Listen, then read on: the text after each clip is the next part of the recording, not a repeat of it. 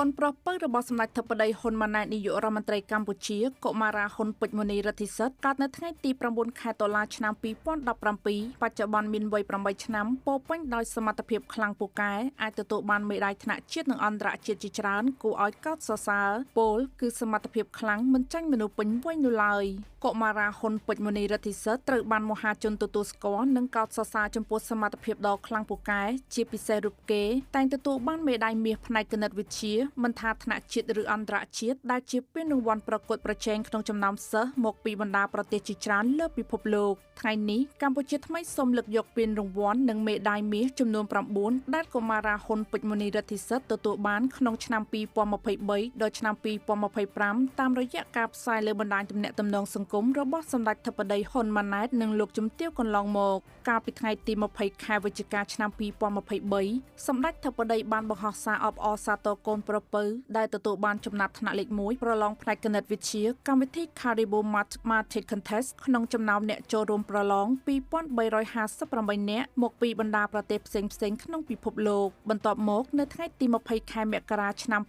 2024សម្ដេចនាយករដ្ឋមន្ត្រីបានបង្ហោះសារអបអរសាទរមួយទៀតដោយកូនប្រុសពៅទទួលបានលទ្ធផលប្រឡងគណិតវិទ្យា Caribou Mathematics Contest ចំណាត់ថ្នាក់លេខ1ទាំងក្នុងក្របខ័ណ្ឌក្នុងប្រទេសកម្ពុជានិងលើសកលលោកថ្ងៃទី26ខែមិថុនាឆ្នាំ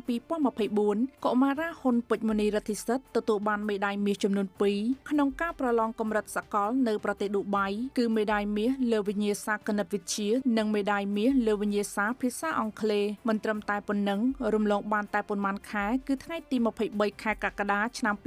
2024រូបគេក៏ទទួលបានមេដាយប្រាក់មួយនិងសំរឹទ្ធមួយសម្រាប់ការប្រឡងនៅប្រទេសសិង្ហបុរីនៅក្នុងកម្មវិធី Singapore International Math Olympiad Challenge បន្ទាប់មកនៅក្នុងខែកក្កដាដដែលគឺនៅថ្ងៃទី31ទទួលបានមេដាយមាសនិងចំណាត់ថ្នាក់លេខ1ផ្នែកគណិតវិទ្យាមួយទៀតនៅក្នុងកម្មវិធី Caribou Contest ក្នុងចំណោមអ្នកចូលរួមសរុប75586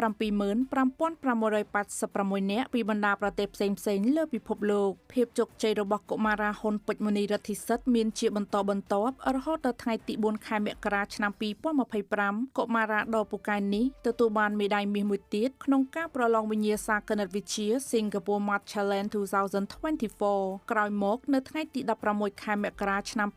2025ក៏ទទួលបានមេដាយមាសផ្នែកគណិតវិទ្យាមួយបន្ថែមទៀតនៅក្នុងការប្រឡងវិញ្ញាសាគណិតវិទ្យាអង្គរ Mathematics Competition ដែលហៅកាត់ថា AMC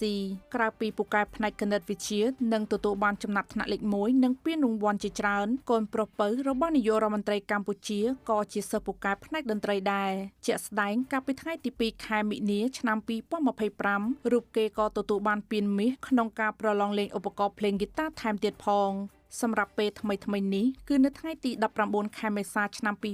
2025រូបគេទទួលបានមេដាយមាសមួយទៀតក្នុងការប្រឡងគណិតវិទ្យានៅប្រទេសអូស្ត្រាលីដែលមានប្រទេស15ផ្សេងទៀតចូលរួមនៅក្នុងការប្រឡងនេះចំពោះទេពកោសល្យដ៏ខ្លាំងពូកែនេះកុមារាហ៊ុនពេជ្រមុនីរិទ្ធិសិទ្ធទទួលបានការស្ងើចសរសើរយ៉ាងខ្លាំងពីប្រជាជនកម្ពុជានិងអន្តរជាតិលើចំណេះដឹងដ៏អស្ចារ្យនេះដែលមានវ័យត្រឹមតែ8ឆ្នាំប៉ុណ្ណោះទទួលបានពានរង្វាន់ជាច្រើនទាំងថ្នាក់ជាតិនិងអន្តរជាតិដែលនេះក៏ជាផ្នែកមួយនៅក្នុងការរួមចំណែកលើកស្ទួយមុខមាត់ប្រទេសជាតិទៅកាន់ឆាកអន្តរជាតិផងដែរ